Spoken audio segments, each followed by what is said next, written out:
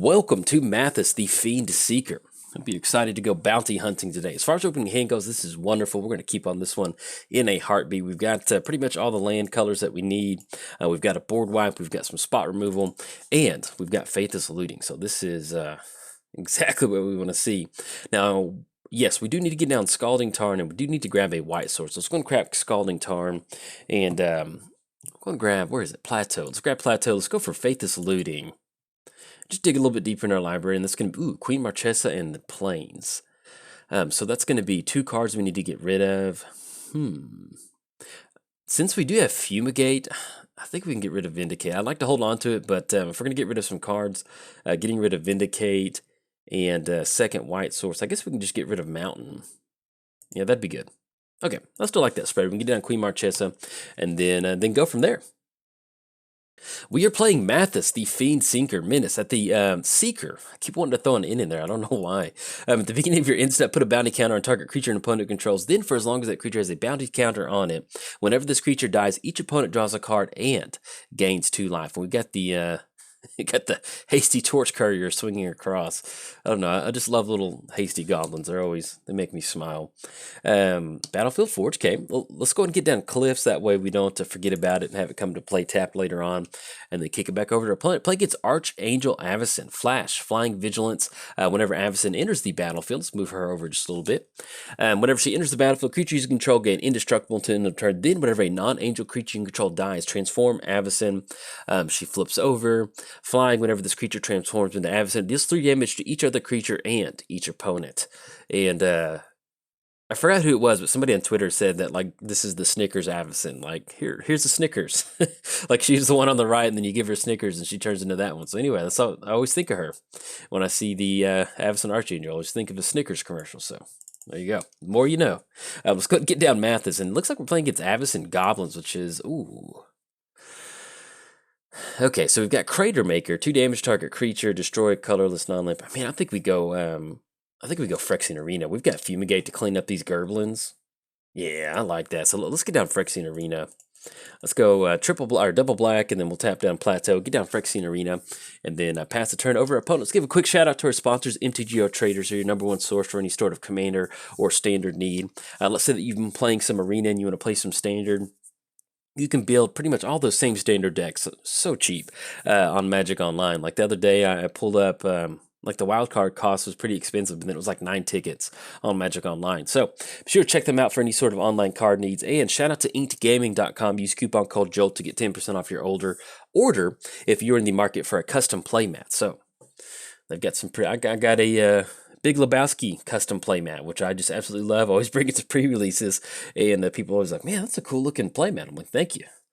Much obliged. And also, let's say that you really enjoy one of my thumbnails and you would love to have it as your home desktop wallpaper for personal use only. I've started putting links to images down in the description below for each deck that I put out. That way, if you enjoy something like the Unesh Value Train, you want to use it as a desktop wallpaper. Maybe you enjoy the Church of Athreos, you want that as a desktop wallpaper. They are now in the descriptions of my videos. So check them out, download them, trade them, have some fun. Whatever you want to do. Now it is officially free time. We can talk about whatever you want. Let's put us down to 24 with the Goblins. And then what did that Recruiter of the Guard grab? They grabbed Weathered Wayfarer, which seems pretty solid. So let's get this Phyrexian Arena trigger. And then hopefully we can power out this Fumigate. Ooh, Crux of Fate. Yeah, this is just board wipe city. I like this. Let's get down Plains. And if we're going to go for a board wipe, I'd really like to get some sort of Mathas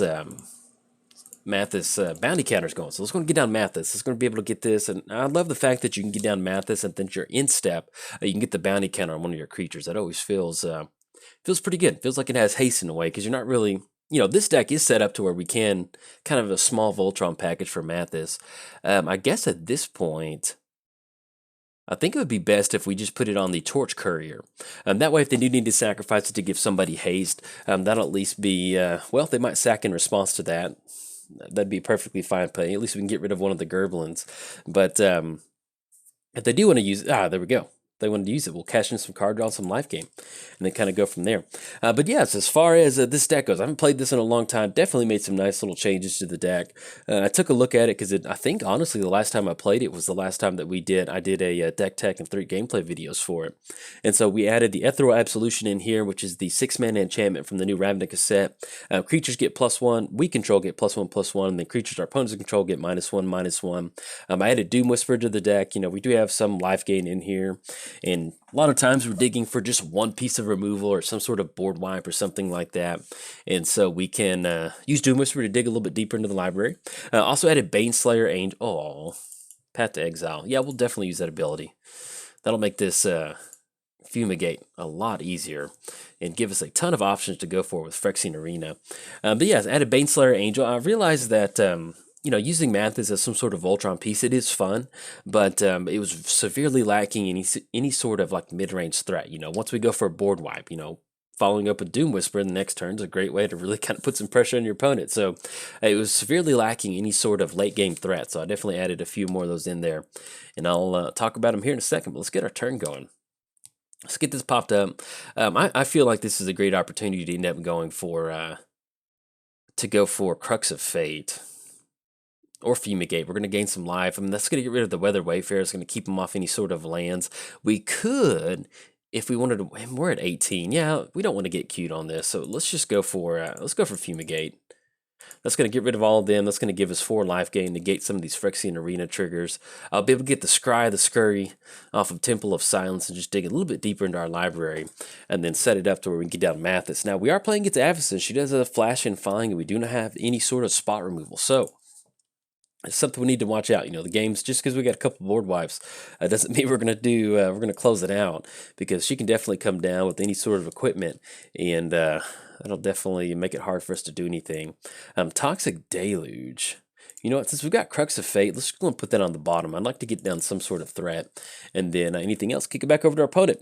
Added Baneslayer Angel, that's another way for us to kind of negate some of that life loss and just be a really good threat on the battlefield. Spawn of Mayhem, I love that card. A lot of times we're not going to be able to deal damage to get that spectacle cost, but sometimes we can. And so once we get down Spawn of Mayhem, we can get that 1 damage. Ooh, got Aurelia. That's the clock I'm talking about. We could go for Crux of Fate just to get rid of her, but we'll kind of see what they roll out. But yeah, we had a Spawn of Mayhem, which is, I don't know, I just love demons in new sets. They're really cool. So we can get down Mathas. Yeah, we might be able to do it this turn too. Yeah, we do need to get down to red source. Let's get down Badlands. Let's go Soul Ring. And is that just enough to get down Mathas and go for the Knight? Man, I think we barely miss it. But I like going for this line of play, so let's do that. And be kind of a little bit of a soft lock on our opponent. And then tap down one more that's going to be red. Now, hopefully, the opponent's got 3 cards left in their hand. Hopefully, they don't have any sort of spot removal for... And actually, yeah, I guess we can just go for Faithless Looting out of the graveyard. We'll just dump those 2 lands as we hit Soul Ring. But yeah, we'll go for Faithless Looting real quick, and then hopefully we can get these bounty counters, and once we get down Knight... Oh, there we go. Baneslayer Angel. That's what I was talking about. We'll get rid of Fetid Heath. Actually, we don't really necessarily need Urborg. We have a ton of Black Source. We'll get rid of Urborg, and that's going to be 1, 2, 3. We'll get rid of Fetid Heath, because at least Battlefield Forge will be a 4th red source for us. And... oh, I thought we passed the turn already. So if we didn't get our bounty counter, there we go. We got somehow Mathas jumped up and hit Aurelia with his little stick. I don't know. I just have this wonderful mental image of him just like branding these creatures. But yeah, so we had, as you can tell, we had a Baneslayer Angel to the deck.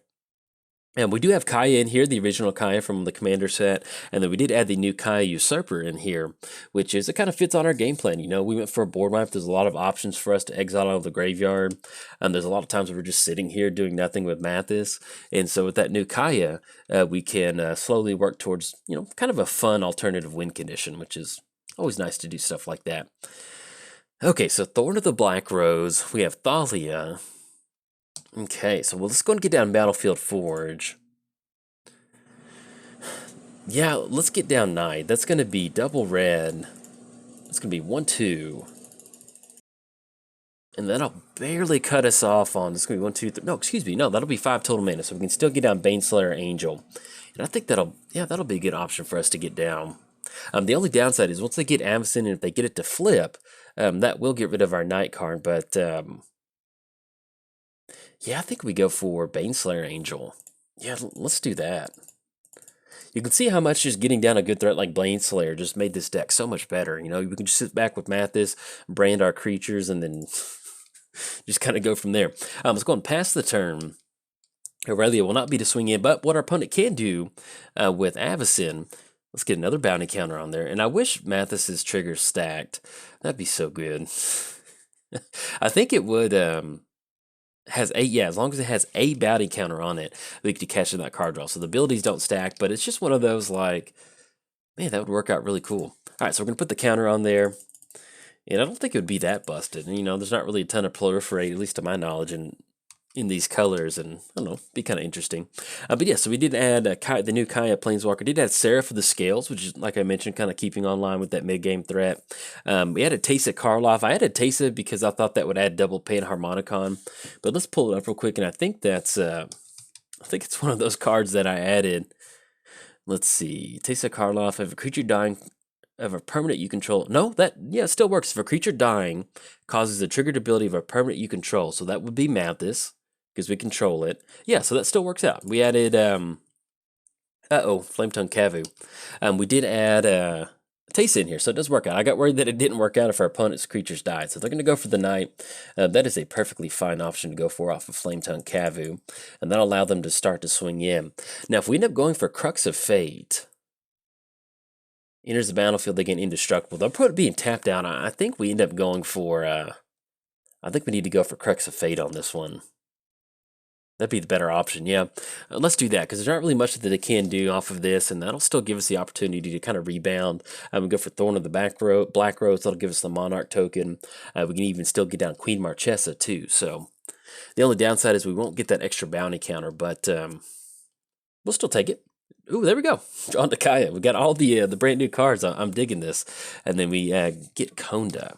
So whenever a source and opponent deals damage to you, that player sacrifices a permanent. So that's definitely going to keep our opponent away from swinging. Do we want to push in with a 5/5? There's 2 flyers. Yeah, might as well. So let's go ahead and go to the combat step.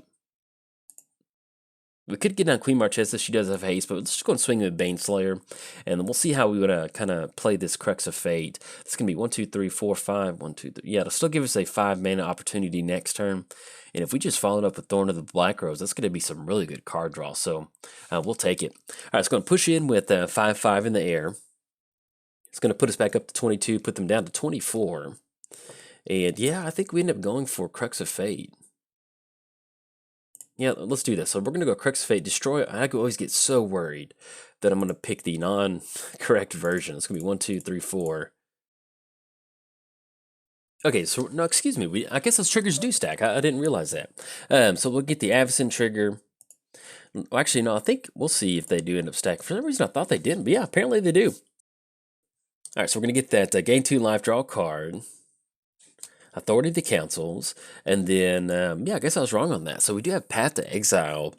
I think at this point we go Authority, and we go Black Rose. Yeah, that's definitely a great opportunity to go for. So we get down Authority, because even if they do have a haste option, it's going to enter the battlefield tapped. Let's go for the Black Rose. That'll allow us to get some nice life gain. The next turn, we'll be able to kind of deploy a lot of this stuff out. And like I mentioned, you know, this is exactly why we have Kaya in here. You know, this is one of those opportunities. We get down Kaya, we start exiling all the stuff that we've been blowing up, and then we can slowly start working towards that -5 with Kaya. And we've got some really, really nice card advantage. We've got Phyrexian Arena, we've got the Monarch token. And this is one of the fun things about playing Mardu, is that you can kind of just, I don't play it enough. I need to play it a lot more, because you end up with some really fun board states like this. Now, the game's not anywhere close to being over. We do need to get a few more threats down, but hopefully we can close it out. We definitely got the value engine going for us. Opponent's going to go for gamble with 2 cards in the hand, so we'll see if they end up searching out to see if they survive this gamble. Okay, then Frontline Medic was discarded into the graveyard. I would assume that that was probably just a holdover in the hand. They probably got the card that they wanted, so we'll at least need to kind of, oh man, on the Ancient Tomb. I'll take it. The Merciless Executioner. This is wonderful. Let's get down Ancient Tomb. I think we end up going for, we can swing it with Queen Marchesa. And let's see, Mathas is going to be, let's get Mathas pop back up. Mathas will end up costing 7 total mana, so that's going to be a pretty good chunk of damage. I think I'll just like kind of going for a nice value play. So let's get down Kaya. It's going to be 1, 2. We're going to go for that +1. And I guess at this point, we'll get rid of Aurelia. Yeah, because Aurelia is not going to be a lot of fun. We'll get rid of, actually, let's just kind of go for the value plays. We'll get rid of Recruiter of the Guard and then Flanktum Cavu. That way we just want to get rid of the, I'm not sure what sort of reanimated or stuff they can bring out of the graveyard. But at least want to get rid of the high priority cards first. Let's get down Queen Marchesa. She will have haste, and then we did make the land drop with Ancient Tomb. We're going to have the Monarch token. Oh, excuse me, yeah, opponents got their own Thalia down, so that's definitely going to kind of slow it down. And then, yeah, I guess we just end up going for Merciless, because if we were to go for Fiend Hunter,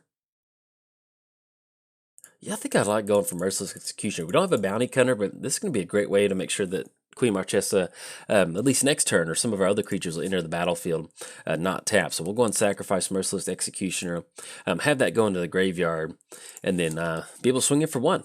There we go. Got some good stuff moving.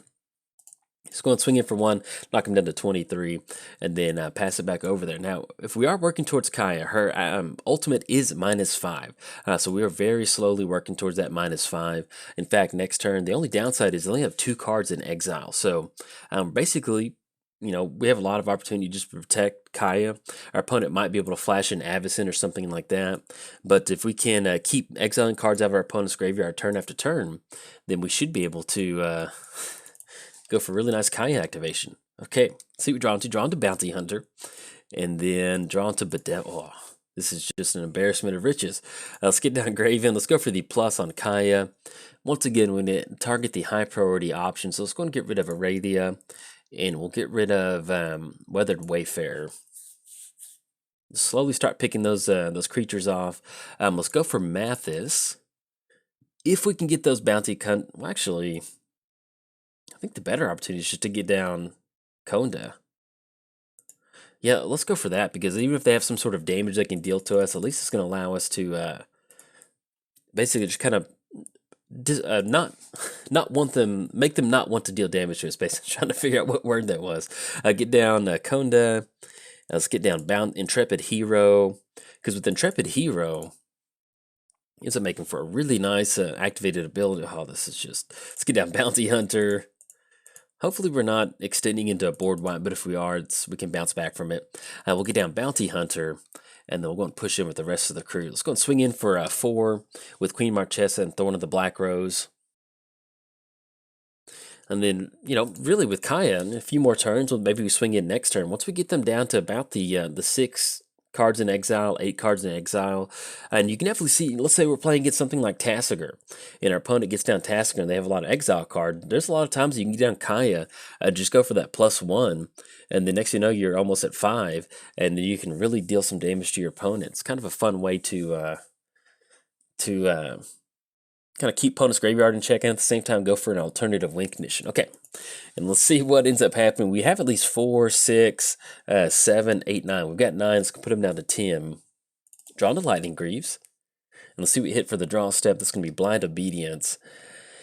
And then we have Thalia swinging cost as a 3. Yeah, let's go and get down Thalia. That's going to be 1, 2. Go for Thalia. Let's get down Lightning Greaves. And then let's go and push in with the entire crew on this one. And that's going to be 5, 6. We'll just kind of see what the damage is once we deal that damage. And then I don't think it's going to be enough to end the game with a Kaya ultimate, but at least we can still kind of force their life total. Yeah, almost. So we go for 1 more activation. Let's go for Kaya. Exile up to 2 cards from a graveyard. Let's get rid of Gamble. And let's get rid of Path to Exile. And then we could end up going for Mathas, but we've got Bedevil, we got Path to Exile. We'll at least still go and get down Coalition Relic. This is going to be 1, 2, 3. We'll put a charge counter. And then that'll keep us open for Bedevil and Path to Exile. So let's go and add a charge counter to Coalition Relic. And then anything else, kick it back over to our opponent. So You can see once we get down something like Phyrexian Arena, we get a few bounty counters, how this deck can really take off. Unfortunately, our opponent has been, they've been missing a few land drops. It is turn 11, and they only have 5 lands on the battlefield. So unfortunately, that has definitely helped us out, but that's how Magic goes sometimes. But you can definitely see this is pretty much exactly what the deck wants to do. We've got combat damage swinging in for next time. So even if our opponent does have some sort of board wipe to clear it out, that's going to put us on going for Kaya for next turn. And then even with Path to Exile, we exile Mog Fanatic, and that's going to go into the exile zone for 7, and that'll be exactly just enough to go for Kaya. So in fact, if our opponent does have a board wipe, I'm at least going to get rid of auto yield. That way we still have that line of play. Chance for Glory. Creatures you control gain indestructible. Take an extra turn after this one. At the beginning of that turn's instep, you lose the game. Okay. So we're going to go for chance. This is our opponent's one chance for glory. So let's see what they can come up with. I love effects like that. And then we're going to have no swing in for Mog Fanatic. And so they got one more turn to see what they can do. Like I mentioned, we've got Path to Exile to deal with any sort of threat they get down. We have Bedevil and Archangel Avacyn, and whatever creature with haste they get down is going to enter the battlefield tap from Council. So we're still in a pretty good position to close this one out. We'll see what they decide to do, though. And if they do want to swing in with Mog Fanatic, we'll finally cash in that Path to Exile to make sure that we've got more than enough creatures exiled with Kaya. And that's kind of the fun thing about her, is that we can, in fact, I think they're going to lose the game. Yeah, chance for glory. There we go. Opponent lost the game. Good game to our opponent. Unfortunately, they didn't make their land drops a lot. They got a little bit kind of mana screwed a little bit for that game. But you can definitely see what, just building a good stuff Mardu deck can really certainly do. Load up on tons of removal, get down some good value creatures. At the end of the day, we've got down at 1-3. We got a 3-3. Nothing too really threatening, but they all combined together to make a really nice Assassin's Guild for Mathas. So if you enjoyed the video, like and subscribe. Thanks. Bye.